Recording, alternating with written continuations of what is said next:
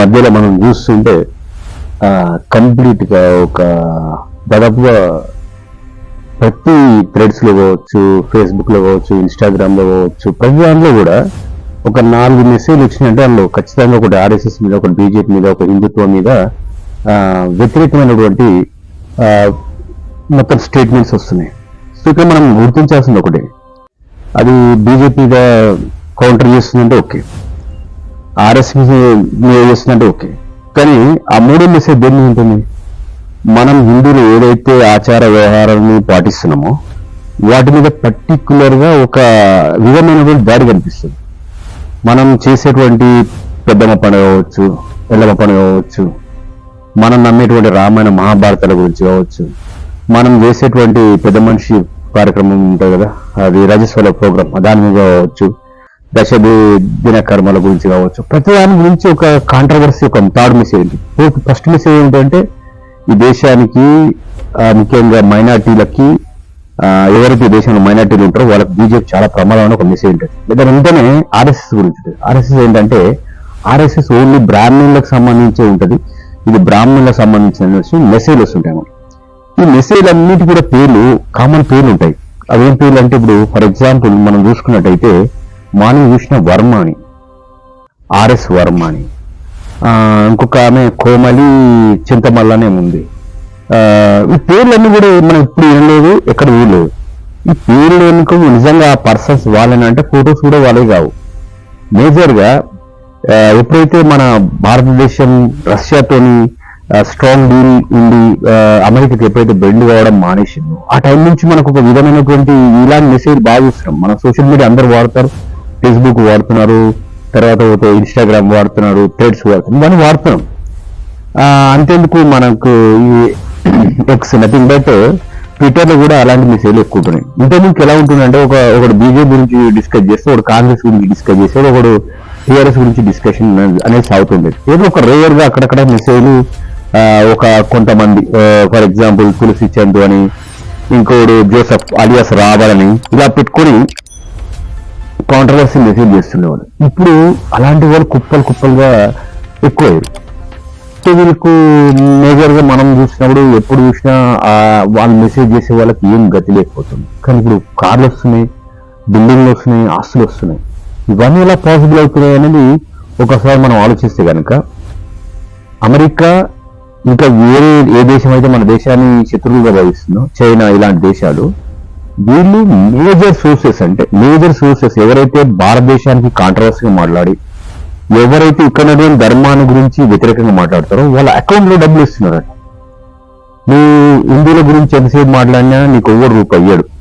ఏమైనా ఎలక్షన్ అప్పుడు 1000 రూపాయలకి ఓటు తీసుకుంటారు తప్పితే నీకు పెద్దగా అడ్వాంటేజెస్ ఏం లేదు హిందుత్వం మీద. ఇదే హిందుత్వాన్ని దూషిస్తూ సోషల్ మీడియాలో పోస్టులు పెడితే దాన్ని వైరల్ చేసే పని కూడా వాళ్ళు తీసుకుంటారు. తర్వాత ఇంకోటి ఏంటంటే ఇది చాలా క్రిమినల్ గా జరుగుతుంది. దీని మీద ప్రభుత్వం యాక్షన్ తీసుకోదు. మేజర్గా ఇది ఎక్కడ జరుగుతుందంటే ఎక్కడైతే బీజేపీతర ప్రభుత్వం ఉంటుందో అక్కడ జరుగుతుంది. మనం రీసెంట్ ఒక న్యూస్ చూసాం. ఆ న్యూస్ లో ఏంటంటే ఒకతను వచ్చాడు, సడన్ గా గుడి పక్కనే కొబ్బరికాయలు అవి అమ్ముకుంటాడు. సడన్ గా వచ్చి వాళ్ళందరూ కొబ్బరికాయలు అమ్ముకుంటూ ఇటు పక్కన ఇతర మతస్థులు ఉన్నారు. వాళ్ళ ముందర వాడు ఏదైతే మూత్రం పోసి అడ్డుకున్నందుకు, ఈ అడ్డుకున్న మీద ఎవరైతే మాట్లాడతారో వాళ్ళ మీద కామెంటరీ ఎన్ని రస్సులో ఉంది. వాడు ఒక మెసేజ్ పెట్టిన ఏంటంటే దాన్ని వాడు సమర్థిస్తూ పెడుతున్నాడు. అంటే ఇలాంటి సంస్కృతి దేనికి అంటే హిందూ ముస్లింల మధ్య ఫైట్ క్రియేట్ చేయాలి. తెలంగాణలో వాళ్ళ మధ్యలో వైరాన్ని క్రియేట్ చేయాలి. సో హిందూ ముస్లింలను డివైడ్ చేయాలి.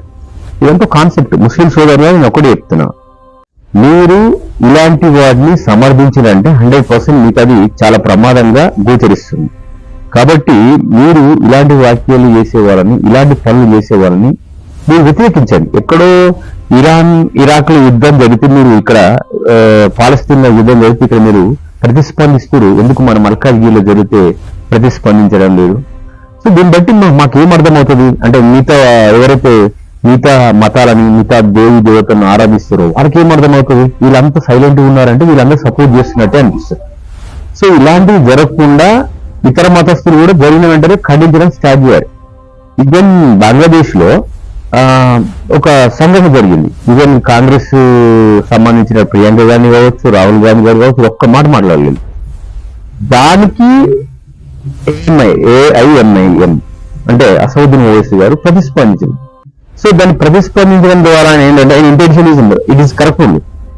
అక్కడ హిందువులు మైనార్టీ, ఇక్కడ ముస్లిం మైనార్టీల మీద దాడుల్ని ఆయన ఖండించాడు. మరి అదే కాన్సెప్ట్ ని రాహుల్ గాంధీ గారు, ప్రియాంక గాంధీ గారు ఎందుకు అది మైనార్టీసే కదా వాళ్ళు, ఇక్కడున్న మైనార్టీస్ మీద ఉన్న ప్రేమ అక్కడున్న మైనార్టీస్ మీద ఊహించారు కదా. పాలస్తీనా బ్యాగ్ వేసుకొని తిరగడమే కానీ మాట్లాడిన సందర్భాలుగా సందర్భంగా లేదు. మనం ఏంటంటే ఈ 1000 రూపాయల బ్యాచ్ చాలా డేంజరస్. ఎలక్షన్ అప్పుడు 1000 రూపాయలు ఇస్తే తీసుకుని ఓటేస్తున్నారు. గత 5 సంవత్సరాలు వాడు వచ్చేస్తున్నాడు. వాడు శ్రీమతి గుళ్ళని ఉపయోగిస్తాడు, గుళ్ళో ఉన్న లింగాలను ధ్వంసం చేయిస్తున్నాడు. హోంమంత్రి యాక్షన్ తీసుకోవాలిగా. Secularism, what is secularism? హిందువులు ఒక్కటే సెక్యులరిజం. వాడు ఉత్సవ చేసిన సపరేట్ అయ్యే ఉత్సవ చేసిన అరెస్ట్ చేయాలి అని బతిలాడినా కానీ అరెస్ట్ చేయకుండా ఏమంటారంటే వాడు పిచ్చోడు కొబ్బరికాయలు అమ్మిండు, బిజినెస్ అంటే చేసిండు. ఇవన్నీ ఏం లేవా? కానీ హిందువులే తప్పే అబ్బా, హిందువులు 100% తప్పు. వాడిని అరెస్ట్ చేయమని వాడిని కొట్టన్నారు. వాడు ఏదైతే ఉత్సవం చేసి దాన్ని కట్ చేయాలి. కట్ చేస్తే అది న్యూస్ అవుతుంది. కట్ చేయలేదు కాబట్టి అది న్యూసెన్స్. సో మేజర్ ఏంటంటే ఈ తప్పు చేసే కొడుకులు ఎవరైతే ఉన్నాడో వాడిని చంపేస్తున్నావు, దింపేస్తున్నావు, వాడిని కొడుతున్నావు, పెద్ద యూజ్ ఉండదు. కట్ చేసిన పెద్ద ప్రాబ్లం కాదు, కట్ చేసి పడేసారు. సో ఇట్లాంటి చేస్తే మరోసారి గుళ్ళ మీదకి ఎవడు రాడు, మన ధర్మాన్ని రక్షించుకున్నట్టు అవుతుంది. కట్ చేసినప్పుడు పిచ్చోడు అవుతాడు కదా. వాడు ఉత్తమ చేసిన పిచ్చోడు అన్న కట్ చేసినప్పుడు పిచ్చోడే. వాడు పిచ్చోడు అని ఎందుకు పిచ్చోడు? వాడు కరెక్ట్ గా ఇదే గుడికాడ వచ్చి ఉత్తమని తెలిసినప్పుడు వీళ్ళు కరెక్ట్ అదే కట్ చేయాలని తెలుస్తుంది. పిచ్చోడే కరెక్ట్ గా.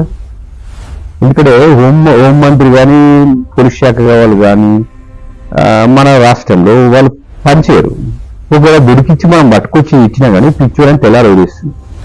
వాడు ఈ రాష్ట్రపోడు కాదు, ఈ ప్రాంతపోడు కాదు. వాడికి ఇంత ధైర్యం మన రాష్ట్రానికి వచ్చి మన రాష్ట్రంలో ఉన్నటువంటి గుళ్ళ మీద వాడు ఉత్సవేనికి, మల విసర్జనీయనికి వాడు ఎడబడుతున్నాడు. పొద్దుగా లేస్తే అదే టెంపుల్ దగ్గర కూరగాయలు, బెండకాయలు, ఆంకాయలు ఏదో కాయ అమ్ముకొని బతున్నాడు. ఎవరి పేరు మీద బతున్నాడు? ఆడున్న టెంపుల్ పేరు మీద. వాడికి ఆ మాత్రం సూయలేదా?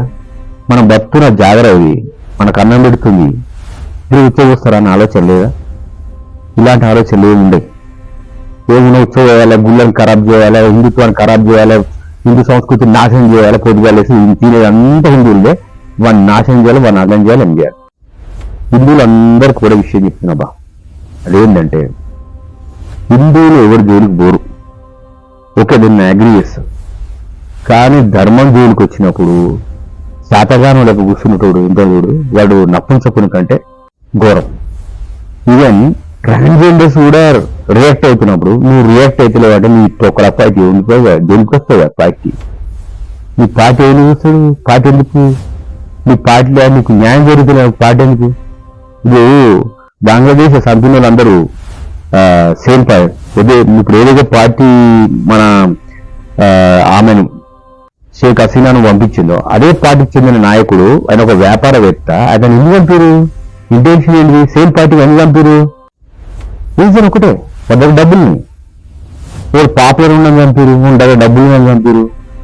ఇంకోడు ఒక వితంతురాల మీద రకరకాల దాడులు జరుగుతున్నాయి.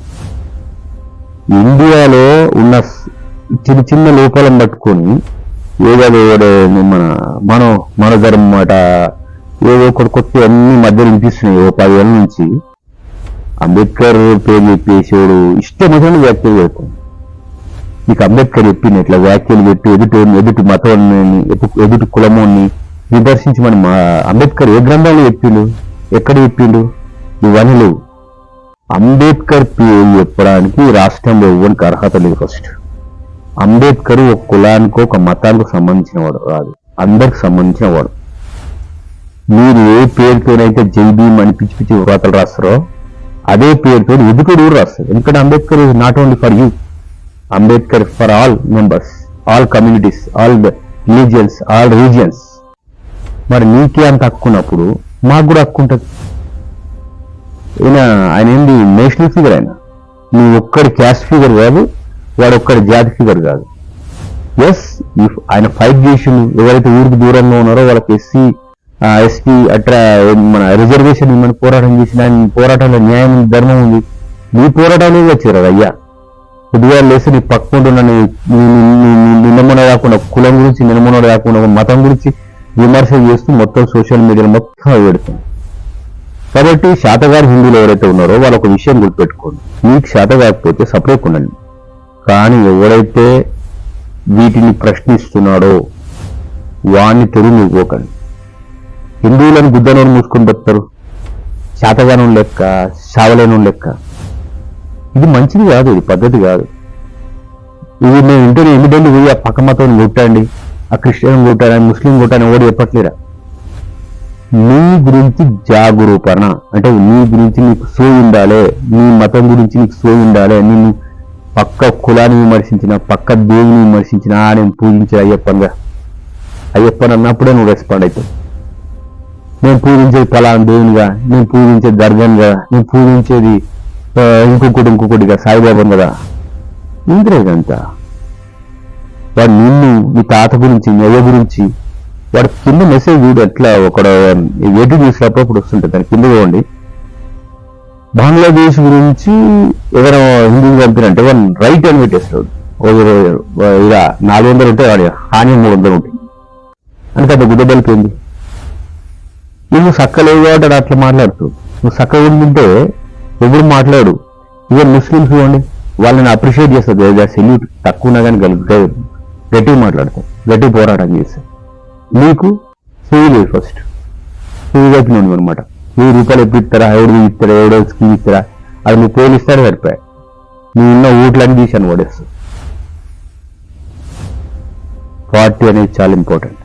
కేరళలో 2 పార్టీలు ఉన్నాయి, ఒకటి కమ్యూనిస్టు, ఇంకోటి కాంగ్రెస్. వీటి కూటమిలు అనమాట.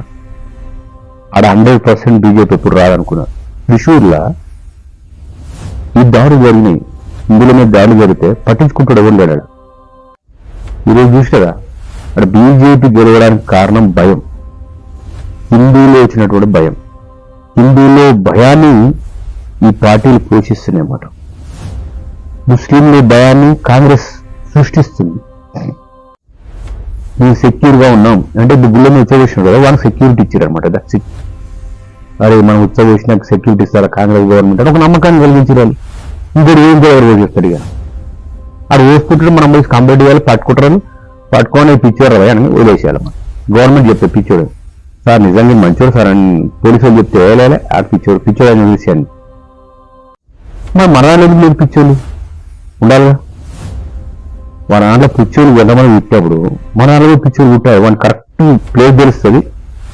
మనం పోయి వాళ్ళ లెక్క కుసంస్కృతి లెక్క వేరే వాళ్ళ ప్రార్థన వాళ్ళ పవిత్ర స్థలాన్ని పోయి మన దగ్గరకు వచ్చి ఏ పిచ్చోడు అయితే పోస్తాడో వాడిని పోషిందని కట్ చేయాలి. అది పిచ్చి. నువ్వు వాడిని నీకు పోతలేవు.